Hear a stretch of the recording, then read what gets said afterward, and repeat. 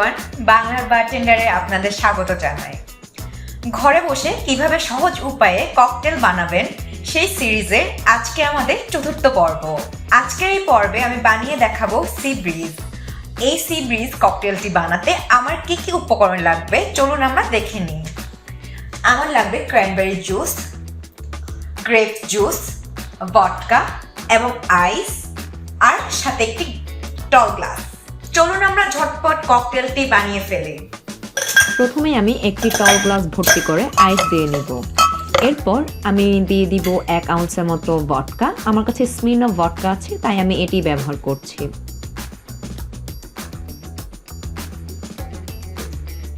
এরপর আমি grapefruit juice এবং ক্র্যানবেরি জুসের বোতলের ঢাকনা খুলে নিব। তারপর আমি দুটো বোতল থেকে একসাথে গ্লাসের মধ্যে ঢেলে নিব। আর আমি এভাবে করছি কারণ যেন দুটোর পরিমাণই সমান হয়। অবশেষে আমি গার্নিশ করব একটি কমলার হুইল দিয়ে। কমলা হুইলটা আমি কেটে নিলাম। এভাবেই আমি এটিকে পরিবেশন করব। এই তো হয়ে গেল আমার সি ব্রিজ। মাত্র কয়েকটি উপাদান দিয়ে তৈরি হয়ে গেল আমার সি ব্রিজ ককটেলটি। আপনাদের কেমন লাগলো অবশ্যই কমেন্ট করে জানাবেন।